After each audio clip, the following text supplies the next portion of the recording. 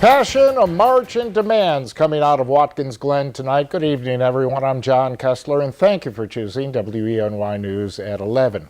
The fight against LPG storage on Seneca Lake centered in Watkins this evening. Opponents of increased LPG storage on the lake rallied at Watkins Marina, and they marched a list of demands to the Schuyler County building a couple of blocks away.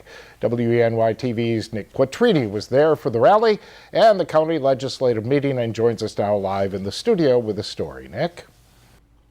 John, one of the main demands that were made by opponents was that the Schuyler County Legislature should reverse the resolution that was in favor of the LPG facility voted on and passed last month. And tonight that demand was heard, but the resolution that would rescind last month's decision failed.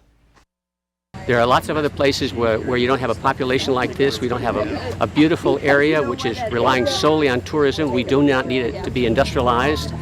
So there are other areas we feel, and in caverns that aren't salt caverns, those are especially dangerous for the storage of LPG. On Monday, LPG storage and transportation opponents came out to the Watkins Glen Marina, which sits at the base of Seneca Lake. And just north of where they held the rally on the west side of the lake is the U.S. Salt Complex. And opponents of LPG storage and transportation at that complex say that the environment and the tourism industry would be hurt. Opponents of the facility fear that liquefied petroleum gas stored in salt caverns could possibly leak out and contaminate Seneca Lake. And in turn, it would not only destroy a natural feature of the area, but it would also hurt the growing wine industry surrounding it. Tourism and gas industry don't really, can't go together. It's too much industrialization, and you have the best winemakers in the world that have now discovered Watkins Glen because of all the great work the wineries have been doing for decades here.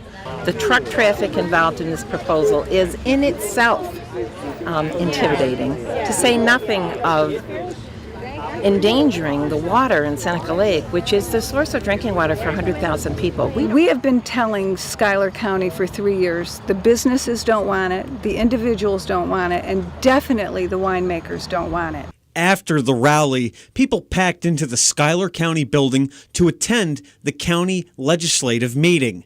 Gary JUDSON presented his list of demands by LPG opponents to the legislative body.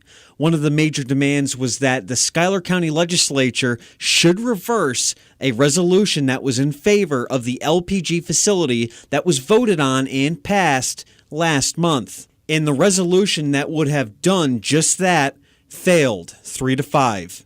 LPG supporter David CREA says that fears regarding LPG storage and expansion are invalid and it would be safe. CREA also adds that LPG storage and transportation would bring the county more tax revenue and it would create more jobs. This benefit is $30 million of addition to the tax base from the LPG facility and about 8 to 10 jobs, year-round, high-paid jobs.